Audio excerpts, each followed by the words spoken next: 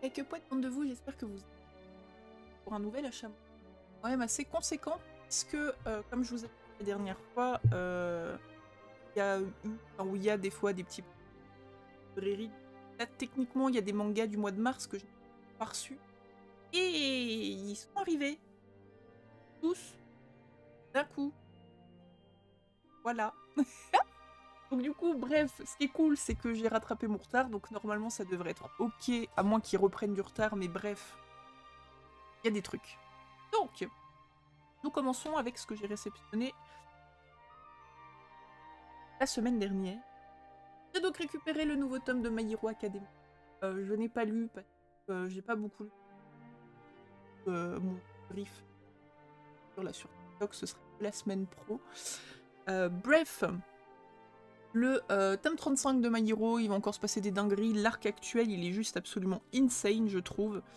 Bakugo n'a jamais été aussi caliente que depuis quelques tomes.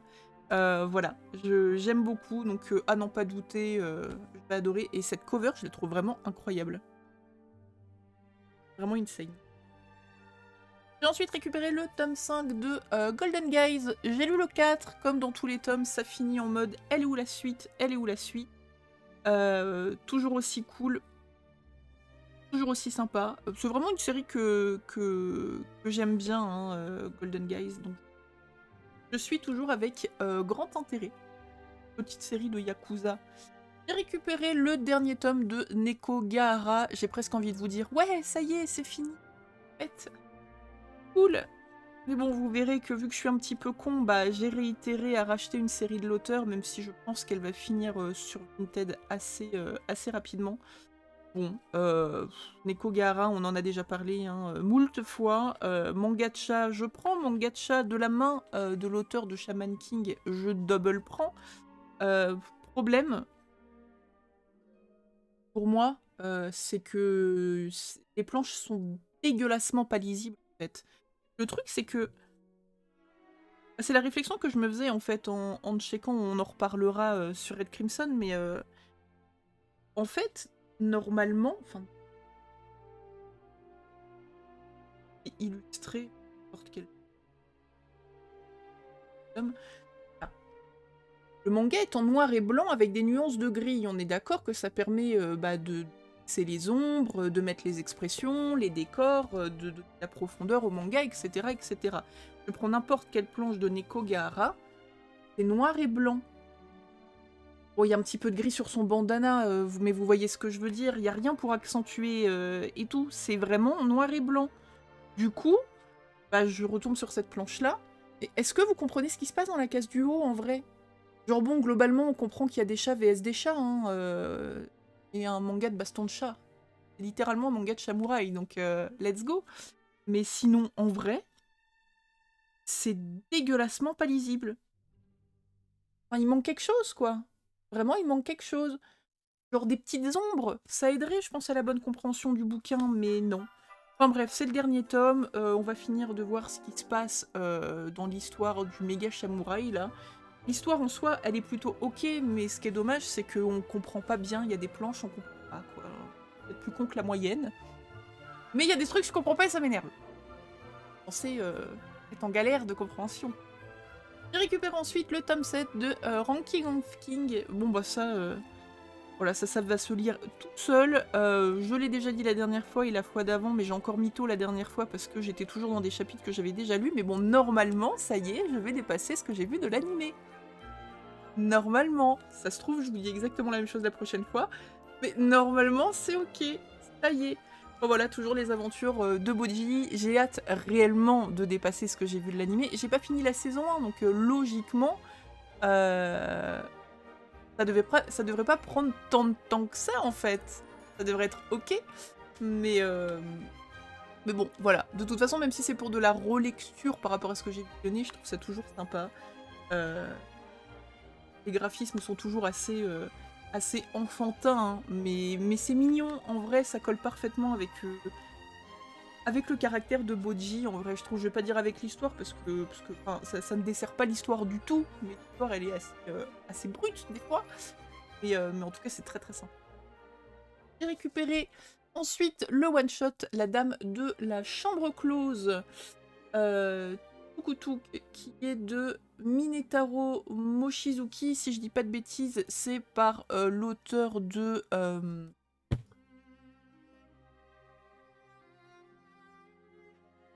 là. Dragon Head, c'est ça. Donc ça m'a intriguée, je me suis dit let's go, de quoi ça nous parle? Alors que Hiroshi s'était enfin décidé à déclarer sa flamme à la fille qu'il aime, le voilà harcelé par une inconnue. Et donc cette grande femme à l'imperméable lugubre qui s'invite chez lui. Pourquoi l'appelle-t-elle à toute heure du jour et de la nuit? Que veut-elle? Et pourra-t-il s'en échapper? Ah bah c'était marqué dessus. Découvrez ce one-shot haletant et angoissant par l'auteur de Dragon Head. Au niveau dessin, hop là, on reconnaît bien la patoune hein, de l'auteur. On suppose qu'on va être sur un truc un petit peu horrifique. Hâte de voir, j'ai déjà eu quelques retours de personnes qui sont un petit peu mitigées par la fin de l'histoire. Nous verrons bien, on en reparlera, mais en tout cas je trouve ça cool. Après ça va être tout ce que j'ai reçu cette semaine, et 20 lieux. Déjà, on va prendre une minute de silence, bon peut-être pas une minute parce que c'est très long, mais quelques instants pour contempler cette beauté, le retour de mon autrice préférée, d'où le début de mon pseudo, hein, Kaori, n'est-ce pas? Puisque Kaori Yuki est de retour en France avec Boti and the Beast of Paradise Lost. Une série en 5 tomes. Bon, j'aime pas trop ce qu'ils ont fait, Pika. Je préfère quand ils font des séries entre guillemets avec leur DA normal. Là, ils ont mis ça dans leur gamme Purple Shine, je sais pas quoi, là. Déjà, ça m'énerve de voir Kaori Yuki dans du shoujo. Du coup, bref. De quoi ça parle? En ce monde, seule laideur et beauté comptent. Les cheveux mauves de Belle ne ressemblent ni à ceux de sa mère ni à ceux de son père. Lorsque cette petite fille à part brise l'interdit et s'aventure dans la forêt, elle croise le chemin d'une bête qui a la réputation d'enlever les femmes d'une beauté rare pour les enfermer dans son château. La mère de Belle se sacrifie alors pour sauver sa fille, qui s'attire ainsi les foudres de son père. Dévorée par la rancœur et le chagrin, celui-ci la retient prisonnière de leur maison. Et les années passent, puis un jour, la bête croise à nouveau le chemin de la... Tintin. On reconnaît toujours le trait de la beautiful Kaori Yuki. Je suis absolument amoureuse des graphismes de cette autrice. Il y a des gens qui ont dit qu'elle avait perdu un peu de sa splendeur, graphiquement parlant. Ça a l'air d'être plus léger au niveau des décors. Ça, plutôt d'accord. Il y a moins de détails. Mais en tout cas, au niveau du chara-design des personnages, on reconnaît toujours très très bien. Enfin bref. Je vais lire ça avec très très grand intérêt. J'étais vraiment aux anges en fait hein, quand j'ai vu qu'elle revenait. Il me manque, je jette une bouteille à la mer, mais si un jour quelqu'un croise le tome 10 et le tome 11 de Alice in Murderland, voilà, sachez que pour avoir le full set de Kaori Yuki, c'est les 2 derniers qui... Sait-on jamais. J'ai aussi reçu mon abonnement de Shinigami avec la suite de Kingdom. Je suis en train de me mettre à jour. J'ai plus que 3 tomes de retard. Donc on est au tome 55, 56, 57 et 58. On est dans une énorme guerre, donc je suppose qu'on est toujours quelque part là-dedans et que ça va pas y aller tout de suite en s'arrangeant. Je pense que ça doit au moins traîner jusqu'au tome 60. Hein. Là, il se passe des dingues. Qin a décidé d'envahir, enfin, comment dire, le roi de Qin a décidé que ça y est, il allait mettre en œuvre son projet de réunification de la Chine. Du coup, là, ils sont partis, depuis quelques tomes déjà, envahir le pays d'à côté, sauf que le pays d'à côté, il y a un stratège absolument insane dans le dedans. Il ne se laisse pas faire du tout. Donc c'est la grosse guerre, il y a des neurones contre des neurones, des gros bras contre des gros bras, il se passe des dingueries, c'est vraiment trop bien. Donc voilà, je suis un peu replongée dedans en fait, je m'étais dit hier, vas-y j'ai la beau qui est arrivée, je vais me lire un tome ou deux, j'en ai lu 2-3, et je sais que je vais me taper la suite là parce que c'est cool, j'aime beaucoup, mais c'est par phase Kingdom, des fois pas trop dans le mood, mais généralement quand je bouffe un tome, je bouffe les 4 de labo, puis là vu que j'en ai encore de il y a 2 mois, ça va le faire. After, le dernier tome de Soul Keeper, ça y est, encore une série de Tsutomu Takahashi qui se termine. Hâte de voir ce qui va se passer à la fin. J'ai peur que ça finisse pas très bien, ni pour le Premier ministre, ni pour son ange gardien. Nous verrons bien. Mais puisque nous sommes chez Tsutomu Takahashi, c'est aussi l'arrivée de Alive, le one-shot de Tsutomu Takahashi, qui était paru il y a quelques années et qu'on pouvait se procurer pour la maudite somme d'un rein ou deux éventuellement sur Vinted et Le Bon Coin. Donc sachez que ça y est, il est réédité, de nouveau disponible. Je ne sais absolument pas de quoi ça parle, mais les dessins sont insane, hein, en fait, comme d'hab. Voilà. Peu importe les planches, en fait. C'est beau. Tout est beau, donc on va se lire ça. A noter que le mois prochain, on a le tome 22 de Sido qui sort et qu'on a aussi le premier tome de Junbo Max, qui est pour le coup une série inédite en France. Voilà, de l'auteur. D'un mec qui, si j'ai bien compris, qui fait de la pharmacologie, il vend des pilules qui, je sais plus trop, ont quel intérêt, mais ça va se faire de la thune et ça va pas se passer comme, il voulait, probablement. Donc hâte de découvrir ça, bien entendu, ce sera acheté, bon, c'est déjà préco, hein. Ah, donc si ça arrive J1, ce sera J1, si ça arrive pas J1, enfin, ça arrive quoi, voyez. Comme je vous disais, avec Nekogahara, j'ai récidivé puisque j'ai acheté Rem Crimson. Pourquoi? Voilà.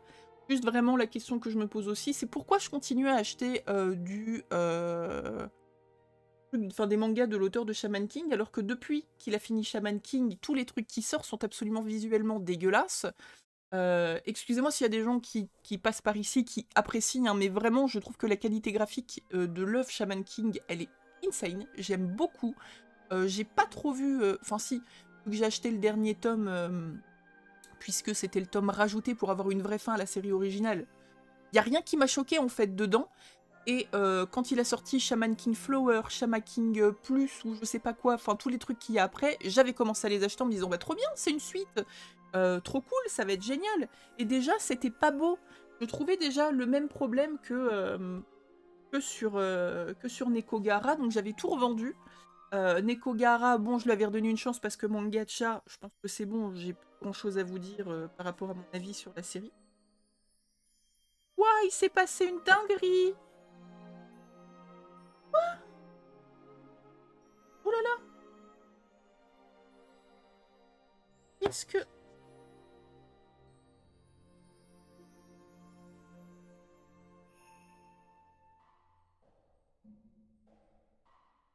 Ouah! Ok. Bon, attendez, je vais vous montrer. Bah non, c'est la première fois que j'ai ça dans un tome. Ah, bon, je vous montre après. Donc du coup, pourquoi est-ce que j'ai pris Red Crimson? Parce que Red Crimson, c'est à la base un roman. Et c'est sur la famille de Taoren, qui est la famille du grand rival, entre guillemets, de Yo, en fait, du protagoniste principal de Shaman King. Excusez-moi.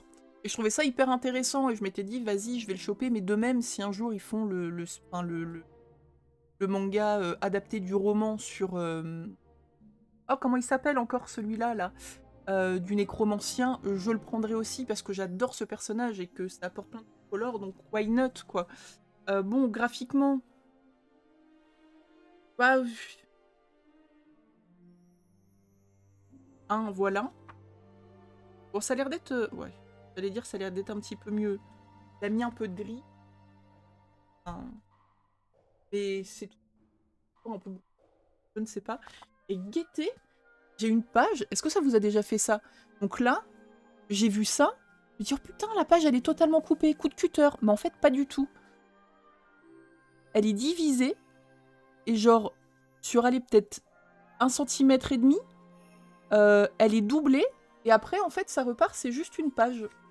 Trop bizarre. C'est trop bizarre.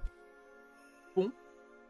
Ça gênera pas la lecture. Ça me trigger trop, je le ferai changer. Mais c'est pas un coup de cutter. Ah, mais ça fait pareil là! Mais OMG. Ah oui, d'accord. Sur la page d'avant, c'est la même chose. What the fuck. Donc là, ici, on voit un peu la délimitation là. Et en fait... Ah, ça se soulève pas, mais on le sent en fait. Ici, on sent qu'il n'y a qu'une feuille. Ici aussi. Et ici, c'est plus épais. On sent qu'il y a une deuxième feuille. Ouais, c'est trop bizarre. Alors là... Même en bug d'impression, c'est trop chelou parce que c'est en plein milieu d'une page. C'est pas comme si vous aviez un grand liseré blanc en haut ou en bas ou sur le côté, que c'était genre mal découpé. Là, c'est vraiment en plein milieu de la page. Why not? On en reparlera, mais bon, globalement, plus ou moins déjà une idée de ce que je vais en penser, mais je voulais vraiment tester. Je verrai peut-être que si ça passe, je continuerai comme les Nekogara. Je pense pas que la série sera... Voilà, la série sera en 4 volumes. Je vais dire, je pense pas qu'elle sera très très longue de toute façon, parce que c'est adapté, adapté d'un roman, quoi. Bref, continuons. Je me suis ensuite procuré le tome 2 de Cette vie. Après toi, j'ai adoré le tome 1, c'est hyper chill. Ça nous parle d'un papa et de son petit garçon qui déménagent sur une île totalement hyper calme, dans une maison qui est un peu délabrée, un peu beaucoup. Ils vont devoir retaper. Le papa, il est coiffeur. Sauf qu'il arrive sur une île où à la base il n'y a pas de coiffeur, qui est vraiment toute petite, où tout le monde se connaît, où il n'y a pas trop la place pour les étrangers, ou en tout cas les gens qui viennent de la grande ville. Le petit, il parle pas, ou en tout cas pas beaucoup, donc gros stress pour le papa d'aller le mettre à l'école. Enfin voilà, c'est vraiment, on est sur de la tranche de vie, mais ils sont tellement mignons tous les deux, ils essayent tellement de bien faire que... Enfin vraiment, moi ça m'a ému, le premier tome m'a ému. Donc c'est... Je sais que je vais me plonger là-dedans dans une petite soirée, voilà, où je serai peut-être dans un petit mood un peu pipe entre deux mangas de chat, par exemple. Et c'est vraiment, c'est par l'auteur de L'Arme Ultime, qui est déjà un manga graphiquement très pipou, histoire pas pipou du tout, c'est la guéguerre et tout, c'est très triste, très dur, mais enfin, graphiquement on est toujours dans cette veine totalement mimi, où on l'ajoute des personnages et te faire pouchou pouchou, c'est trop mimi, vraiment c'est trop cute. J'ai après pris le tome 5 de Dandadan. Voilà, quand j'aurai bien chialé sur cette vie auprès de toi, je passerai sur Dandadan.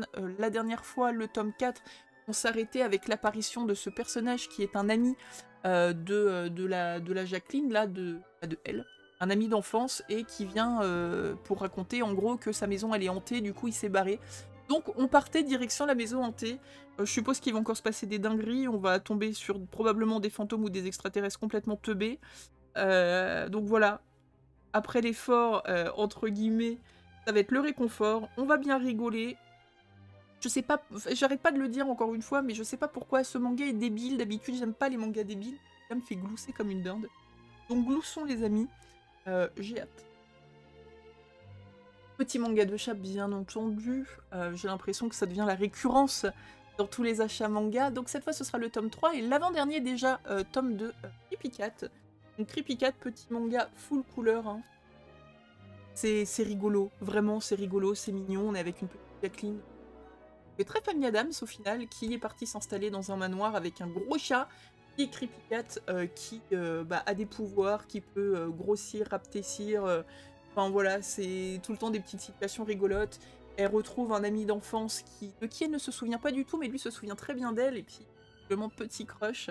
Donc c'est marrant parce que des fois il est en compétition avec l'affection que elle peut porter à son chat, donc bref, c'est rigolo, c'est mimes, j'attends de voir, et le mois prochain... Je crois que c'est ça, mois prochain, dernier tome déjà. Aïe, encore un manga de chat qui se termine. Je passe après au tome 9 de Togen Enki. Je l'attendais beaucoup. On a enfin la confrontation entre les deux amis.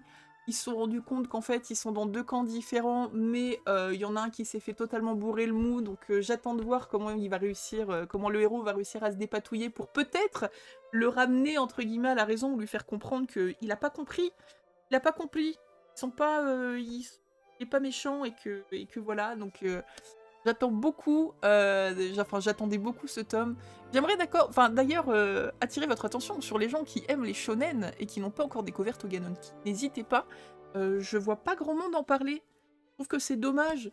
Enfin, il a totalement sa place à côté des Jujutsu, MHA et tout le tralala de Sanson, hein, vraiment. Hein, moi je trouve que c'est très qualitatif et très très sympa.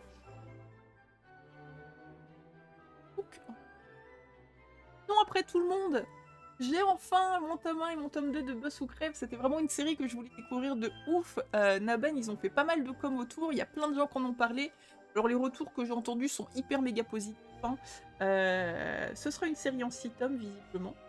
Voilà, donc ça y est, j'ai le tome 1 et le tome 2. Je vais pouvoir enfin le lire et puis partager la vie de tout le monde et dire « Waouh, c'est trop bien !» Je pense, hein. Et voilà, c'est cool.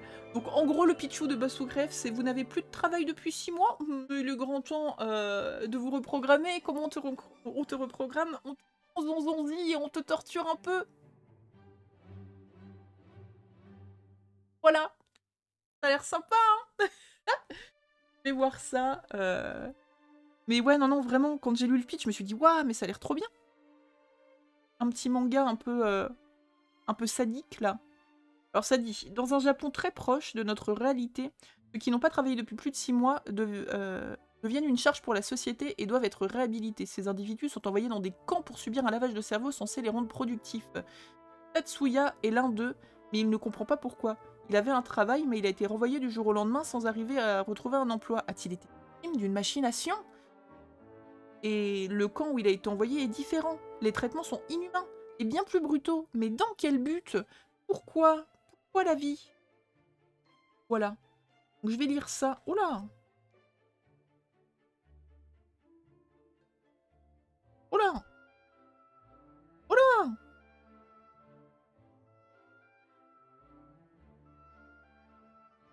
Ouais, je vois des trucs par contre. Alors je vous montrerai pas.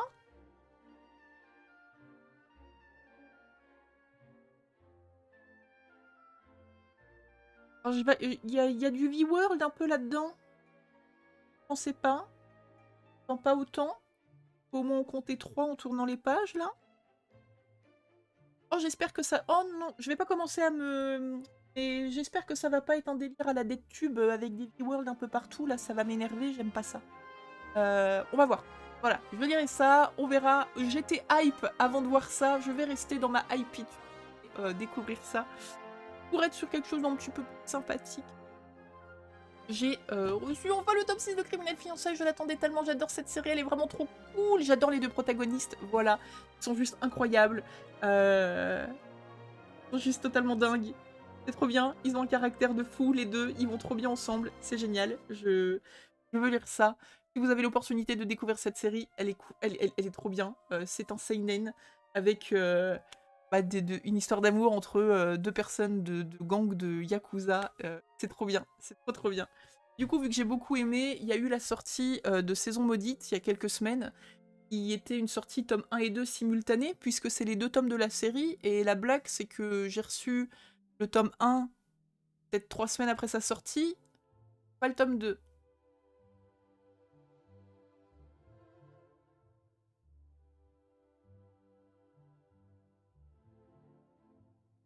Ah, attendre tome 2 pour lire les deux d'un coup, hein. Là, on est sur de la thématique, genre elle était sa belle-sœur, il était son fiancé. Ce deuil sera leur malédiction. Je suppose qu'ils veulent plus ou moins se mettre ensemble, mais qu'il y a toujours venir de la sœur qui plane ou un des... Je verrai bien, mais pas tout de suite, parce qu'il me manque un tome.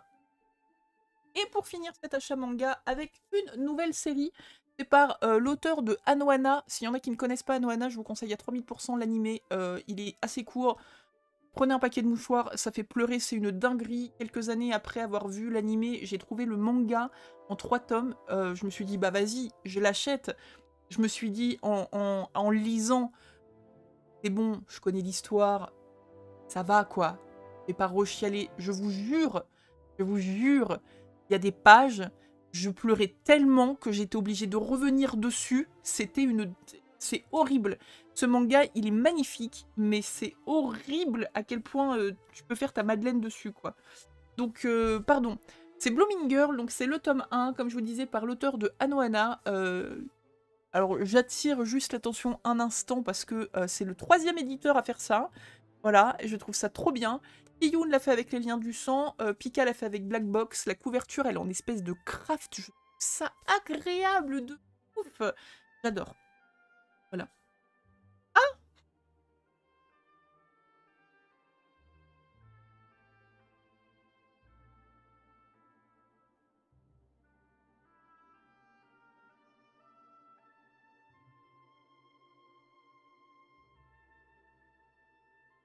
Ah, c'est peut-être pour ça que je trouvais qu'elle était épaisse. J'ai 2 covers. Hein? Pourquoi?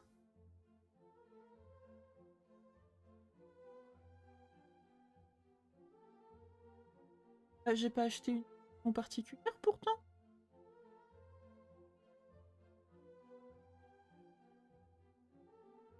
Je vous jure, j'ai pas pris de collector. Hein.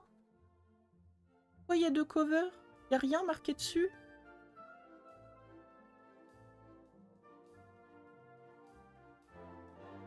Y a pas de truc genre alternative, je ne sais pas quel collectif.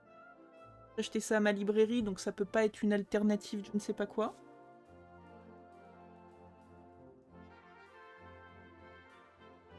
Et si quelqu'un passe par là et a une réponse à ce mystère, je me disais bien en plus que la jaquette elle était chelou. Quand j'ai regardé sur... Quand j'ai regardé sur Manga Collect pour ajouter le manga, c'est totalement celle-ci qu'il y a.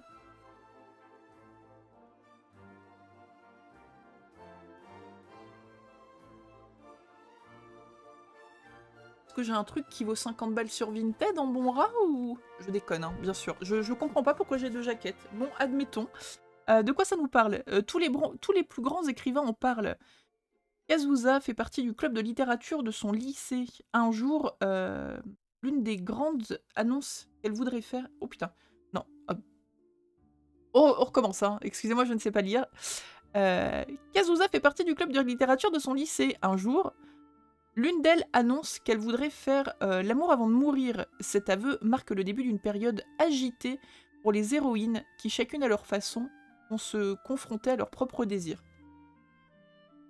Voilà. Je lis ça, on en reparle. Vraiment, ça me... Ça me turlupine cette histoire de double jaquette, là. Désolée, je suis confuse. D'habitude, il y a toujours un petit truc, genre collector, ou genre un petit logo, comptoir du rêve, ou momie manga, là, ou je sais pas quoi. Pourquoi il y a R?